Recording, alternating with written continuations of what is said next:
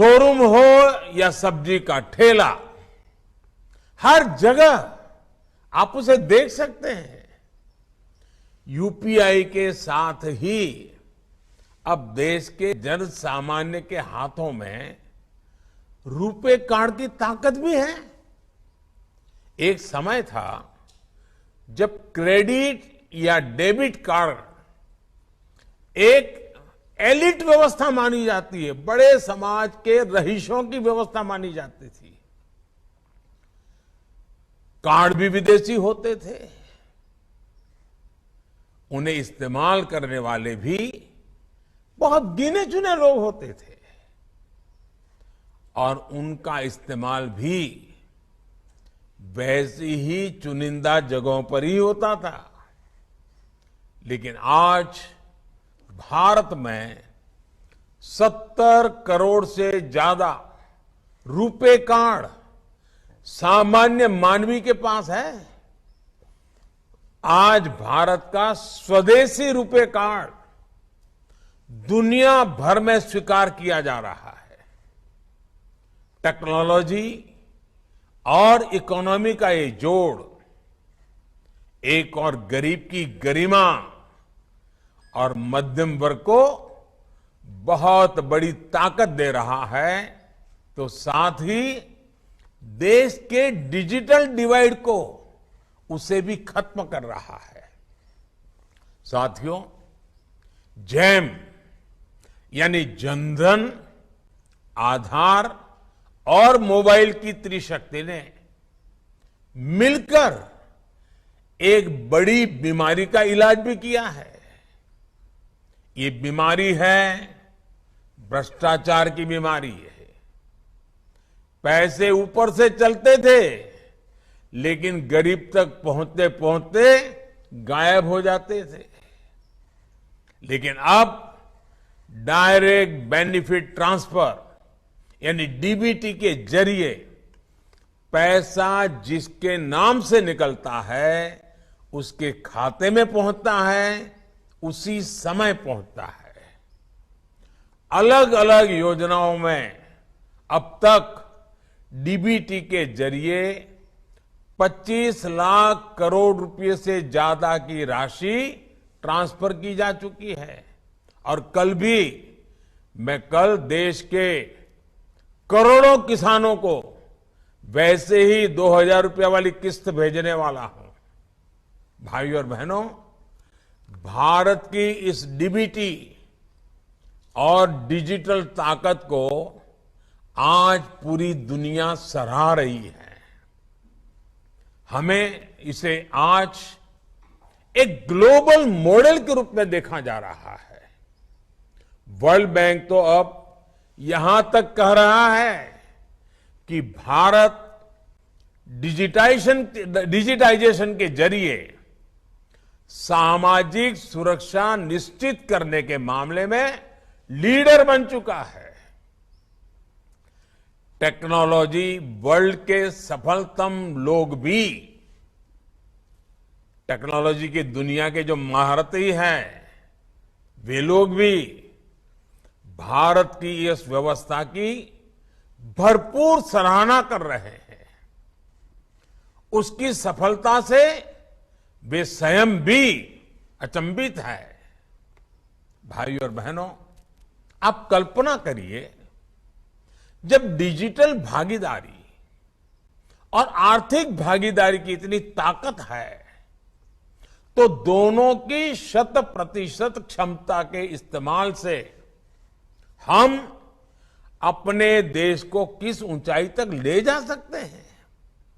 इसलिए आज फिनटेक भारत की नीतियों के, भारत के प्रयासों के केंद्र में है और भविष्य को दिशा दे रहा है।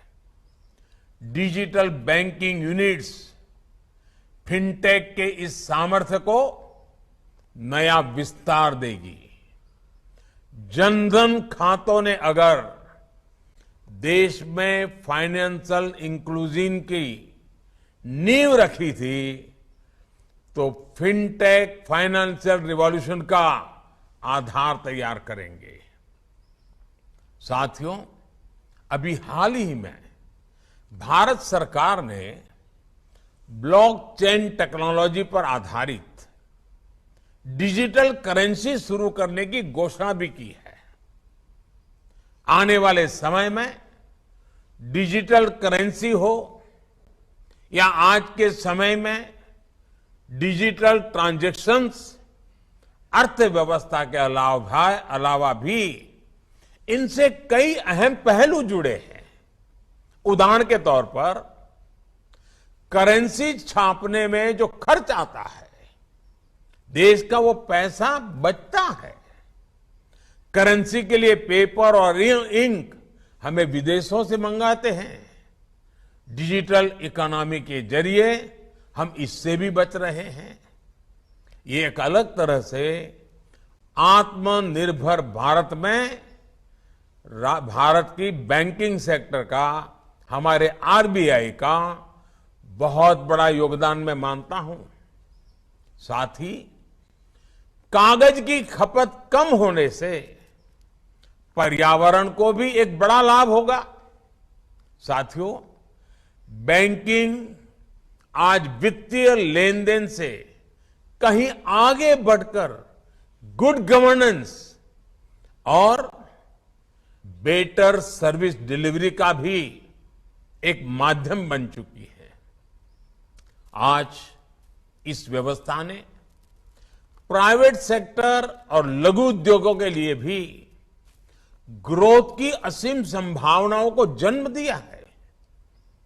आज भारत में ऐसा शायद ही कोई क्षेत्र हो जिसमें टेक्नोलॉजी के जरिए प्रोडक्ट और सर्विस डिलीवरी एक नया स्टार्टअप इकोसिस्टम न बन रहा हो।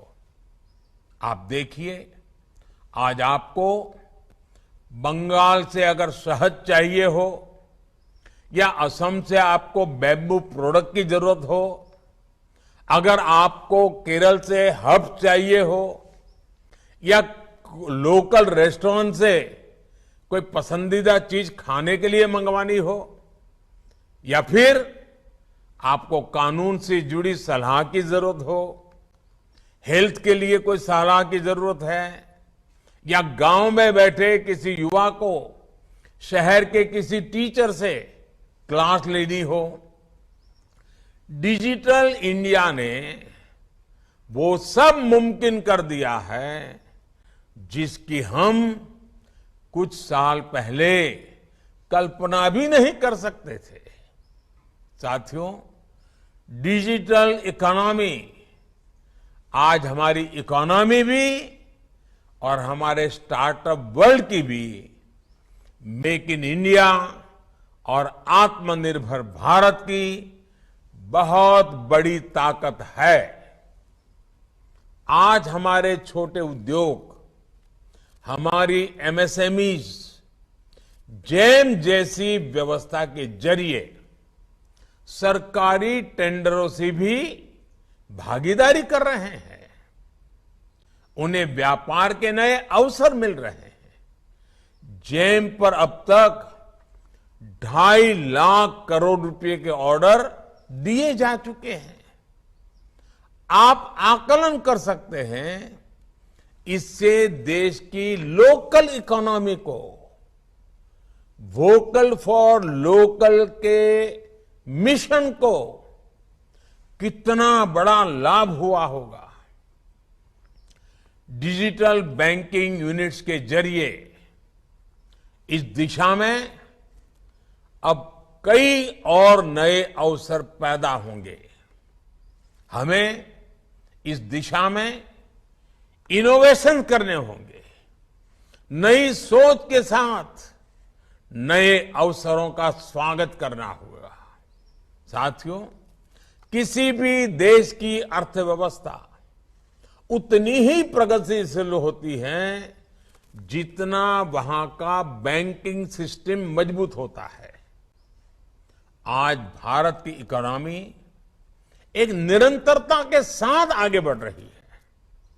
ये इसलिए मुमकिन हो रहा है क्योंकि इन 8 वर्षों में देश 2014 के पहले वाले फोन बैंकिंग सिस्टम से डिजिटल बैंकिंग पर शिफ्ट हो गया है। 2014 से पहले की फोन बैंकिंग आप लोगों को भली भांति याद होगा और समझ गए होंगे। बैंकों को ऊपर से फोन आता था और तय होता था कि बैंक कैसे काम करें, किसे पैसे दें। इस फोन बैंकिंग राजनीति ने बैंकों को असुरक्षित कर दिया, गड्ढे में उतार दिया, देश की अर्थव्यवस्था को असुरक्षित कर दिया था। हजारों करोड़ के घोटालों के बीच निरंतर घोटाले ही घोटाले की खबरें आया करती थी। लेकिन अब डिजिटल बैंकिंग से सब पारदर्शी तरीके से चल रहा है। हमने एनपीए की पहचान के लिए पारदर्शिता लाने की दिशा में काम किया। लाखों करोड़ रुपए बैंकिंग व्यवस्था में वापस आए। हमने बैंकों को रिकैपिटलाइज किया। विलफुल डिफॉल्टर्स के खिलाफ एक्शन लिया। प्रिवेंशन ऑफ करप्शन एक्ट में भी सुधार किया गया। एनपीए से जुड़े मुद्दों को सुलझाने में आईबीसी की मदद में तेजी लाई गई।